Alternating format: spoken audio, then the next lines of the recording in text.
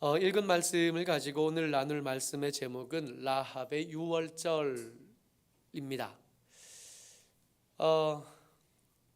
우리나라에는 이 배반에 깊은 상처가 있어요. 반역자들이 있고 매국노에 대한 아픈 기억들이 있거든요. 결코 끝나지 않았고 그 매국의 후예들이 여전히 가진 자가 되고 기득권자가 돼서 100년이 훨씬 넘었는데도 여전히 가장 부유한 사람들 중에 그 매국노의 후손이 여전히 건재하거든요.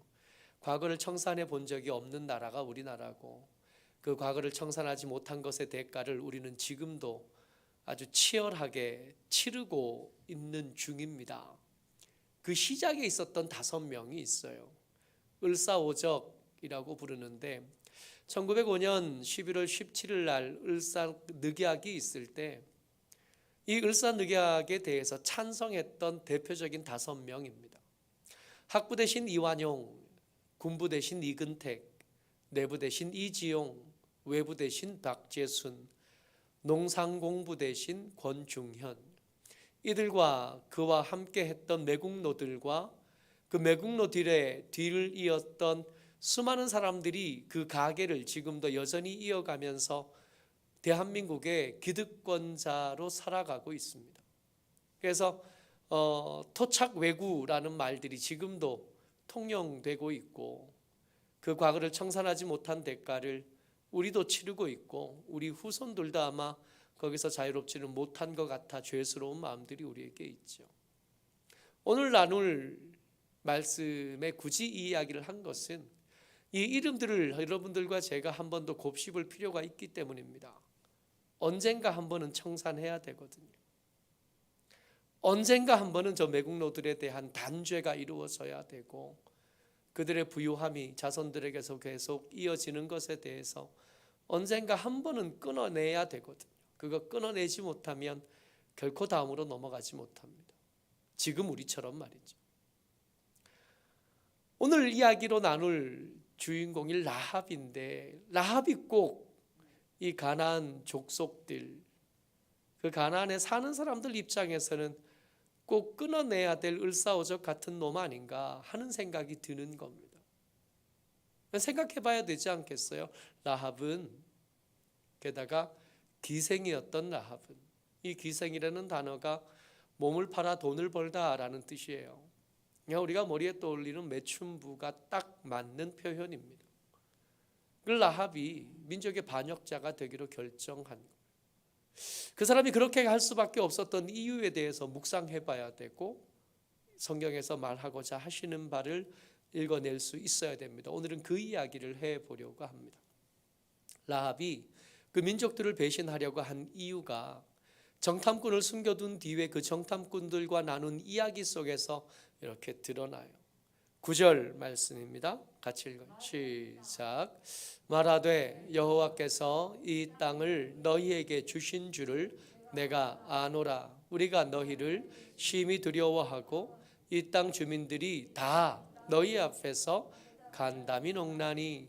이어진 말씀을 제가 써놓지는 않았지만 말씀을 읽어보신 분들은 알겠지만 이 라합이 뭐라 그러냐면 너희의 하나님이 홍해를 말리셨던 것을 내가 안다. 너희 하나님이 강 저쪽 아모리 민족의 두 왕 시혼과 옥을 죽이고 그 민족들을 진멸한 것을 내가 안다. 너희 하나님이 하늘에서도 하나님이고 땅에서도 하나님인 줄을 내가 안다.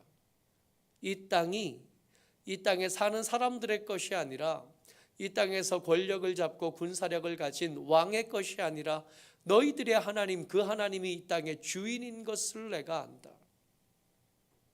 이 위대한 신앙 고백이 가나안 그 진멸의 대상이던 그 민족의 매춘부 입에서 나왔다.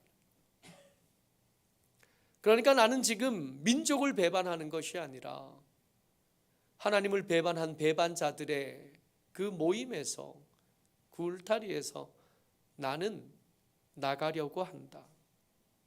이게 핵심입니다. 오늘 우리가 나눠야 될 이야기의 핵심이 이거예요. 라합은 민족의 배신자가 아니라 하나님을 배신한 민족, 그 죄지은 백성들 틈에서 더 이상 살지 않기를 결정한 거예요. 이 말씀을 읽을 때 하나님의 시선에서 보인 이 가나안 민족, 가나안이 어떻게 보이는가, 어떻게 하나님께서 이 민족을 보고 계시고 이 땅을 보고 계시는가 하는 것을 염두에 두는 것이 굉장히 중요합니다. 하나님의 인류를 멸절시키려 하고 하시는 잔인한 하나님이 아니라 하나님께서 왜 진멸, 헤렘을 말씀하셔야 되셨는지 이것을 이해하지 못하면 여호수아서는 인권이 바닥을 친 학살의 주범인 여호와 하나님을 주목할 수밖에 없거든요. 하나님이 왜 가나안을 그렇게까지 진노하시고 분노하시고 멸절하려고 하셨는지에 대해서 알아야 되는 거죠. 하나님께서 아브라함과 나누신 이야기가 있습니다. 창세기 15장 16절이요. 같이 읽습니다. 시작. 내 자손은 4대 만에 이 땅으로 돌아오리니 이는 아모리 족속의 죄악이 아직 가득 차지 아니함이니라 하시더니. 아브라함이 살아있던 때가 지금 시간이 많이 지났잖아요. 지금 이 출애굽하고 가나안에 들어가려고 하는 이 가나안을 정복하려고 하는 이 시점과 사이가 아브라함이 길게 살죠. 그리고 이삭이 길게 살잖아요. 야곱의 때를 지나서 요셉이 애굽으로 들어가고 그 뒤로 430년이 지나고 그 뒤로 다시 광야에 40년이 더 지난 시점입니다. 하나님께서 가나안의 죄들을 고치시기를 포기하시고 그 죄가 가득 차기만을 기다리신 뒤에도 한 800년 가까이 지난 겁니다. 하나님의 오래 참으심이 얼마나 길게 계속 유지되고 있다가 그 오래 참음이 이제 더 이상 쓸모없다 여겨지신 거고 이제는 가득 찼다 여기신 겁니다. 하나님께서 가나안에 대해서 말씀하셔요. 6장 17절 상반절에 이렇게 썼습니다. 이 성과 그 가운데 있는 모든 것은 여호와께 온전히 바치되. 여기서 무서운 단어가 온전히 바치되라는 단어예요. 히브리어로 헤렘이라고 합니다. 진멸이라고 번역되는 그 단어예요. 그 땅에서 이루어질 모든 것들에 대해서 수익을 만들지 말아라. 거기서 좋은 옷을 봐도 그거 입으려고 생각하지 말아라.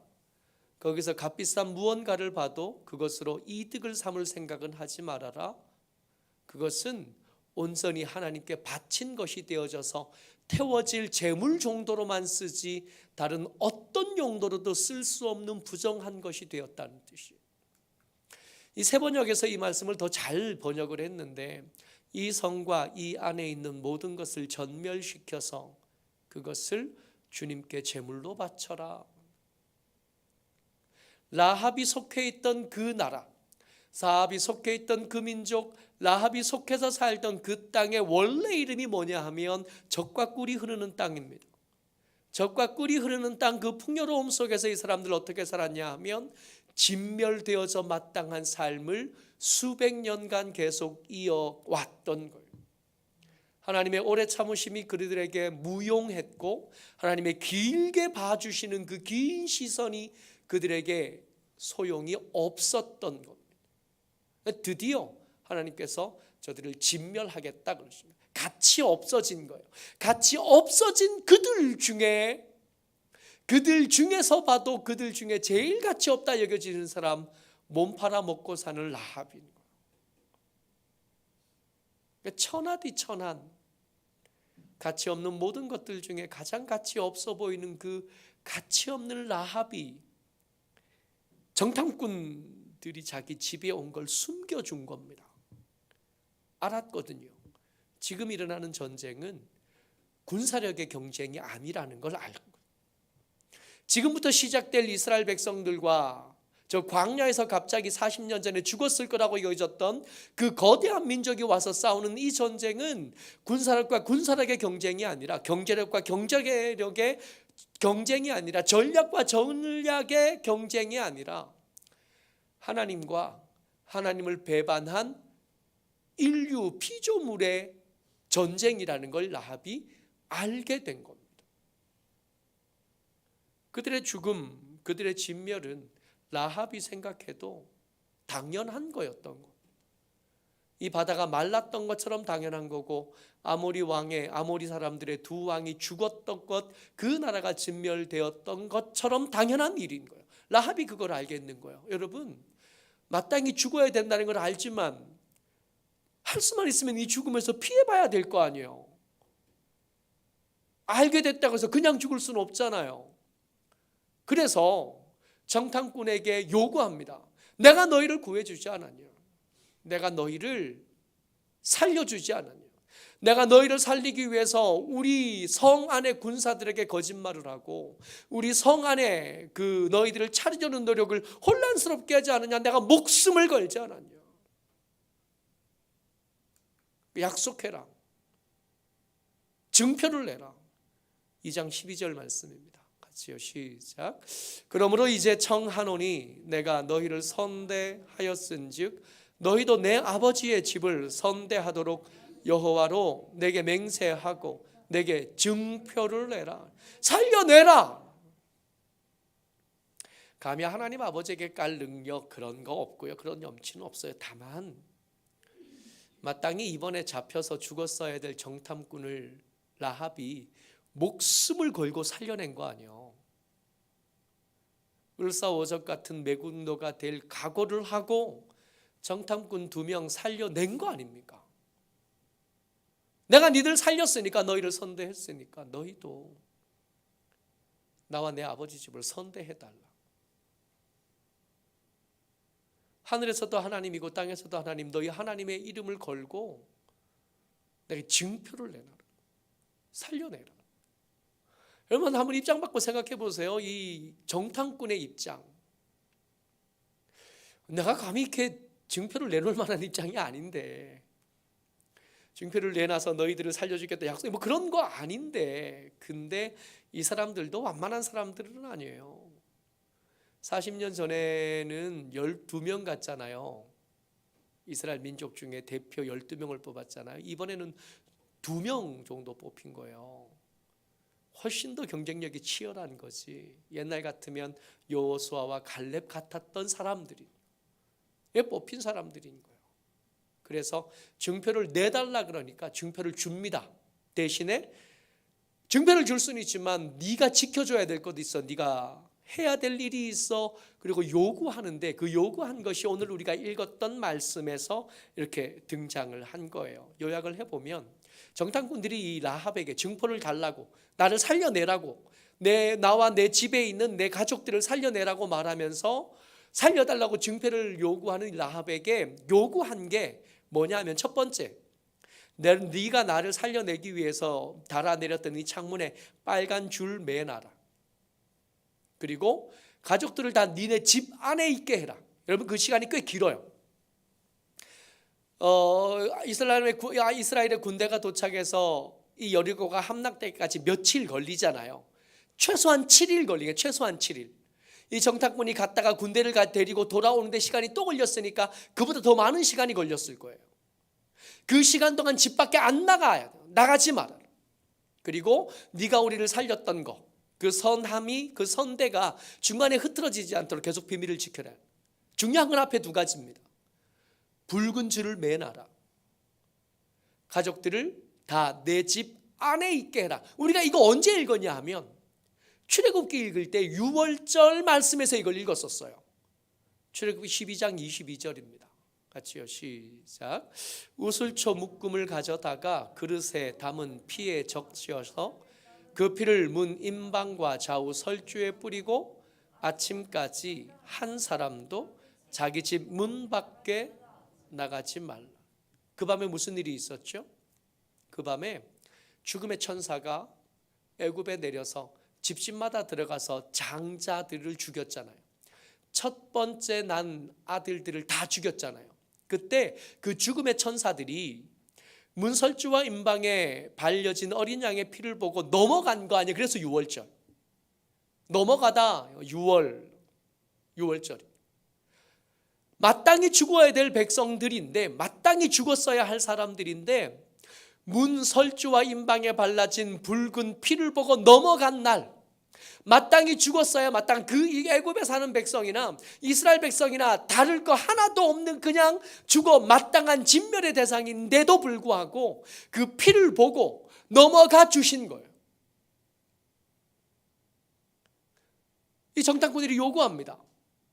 우리가 하나님의 은혜로 그 죽음에서 넘어갔던 것처럼 너희도 그들 그 진멸되어야 될 사람들 가운데서 떠나고 싶으면 준비해라. 저들과 너희들이 다르다는 걸 표현해내라. 우리만 당하는 유월절 아니라 하나님의 은혜로 구원받을 모든 사람들에게 필요한 붉은 피가 필요한. 출애굽할 때 붉은 피는 어린 양이 대신했고, 예수님의 십자가를 아는 우리는 예수님의 붉은 피가 대신한 라합에게 기회가 주어진 거예요. 붉은 줄로 그 죽음을 대신할 기회가 생긴. 오늘 설교의 제목이 라합의 유월절입니다. 정탐꾼이 그렇게 유월절, 너도 유월절을 지내야 돼, 그 말을 하고 가고, 그렇게 창으로 이 정탐꾼을 내려보낸 다음에 라합이 21절 말씀에 같이 읽어요. 시작. 라합이 이르되 너희 말대로 할 것이라 하고 그들을 보내어 각오하고 붉은 줄을 창문에 매니라. 유월절을 맞이합니다. 이 유월절 끝난 다음에 무슨 일이 벌어져요? 유월절이 지난 그 새벽이 되면 그 민족을 떠나잖아요. 애굽을 떠난 거예요. 라합은 가나안의 민족을 떠납니다. 약속을 지켜서 그 집 문 안에 자기 아버지와 자기 아버지의 가족과 형제와 자기 친족들까지 다 불러 모아서 그 집 밖에 못 나가게 합니다. 자세한 작전을 알았을 리가 없잖아요. 그 침묵의 행진이 7일간 계속되는지 6일간 계속되는지 5일간 계속되는지 라합은 알 방법이 없잖아요. 그 일이 될 때까지 그 집 안에 있는 거예요. 여러분, 죽은 만큼 긴 시간입니다. 7일이 다 똑같은 7일이 아니잖아요. 1시간이 다 똑같은 1시간이 아니잖아요. 언제 그날이 이를지 아무도 모르는 거 아니에요? 죽기를 작정하고 자기 친족들까지 다 불러 모아서 그 집 앞 안에서 버팁니다. 그들의 유월절인, 그들을 살려내는 유월절. 더 이상 하나님을 배반한 이 사람들, 이 민족들 가운데 살지 않겠다는 끊어냄이 라합의 유월절이었던 거예요. 지난 삶을 향한 단절을 말하는 것이 유월절이라면 어쩌면 우리는 아직 유월절을 안 지난 거죠. 아직 안 끊어졌잖아요. 그 징그럽게 질긴 죄의 골이 아직 끊어내지 않고 한 발씩 담그고 여전히 사는 우리를 보면 아직 우리는 유월절을 지내지 못한 거예요. 이 말씀을 읽으면서 슬픈 겁니다. 라합은 자기뿐만 아니라 그 아버지와 그 아버지의 형제들과 그 친족들까지 몽땅 다 설득해서 그 집 안에 머물게 살려낸 거예요. 마땅히 죽어야 될 그 진멸에서 그 친족들을 다 구원해낸 사람이 라합인 거예요. 라합이 예수님의 족보에 들어간 것은 어쩌면 너무 당연한 거예요. 수많은 기회들이 반복되고 있음에도 불구하고 여전히 옛 죄에서 발을 떼지 못한 우리가 참 미련한 거고 참 모자란 거. 모쪼록 저와 여러분, 우리에게도 라합이 지냈던 이 유월절 창문에 붉은 줄 묶어내고 분주하게 그 친족들 찾아다니면서 설득했을 그 라합의 분주함과 그 절박함이 여러분들과 제게도 있게 되시기를 주의 이름으로 축복합니다. 아멘. 은혜가 많으신 아버지 하나님,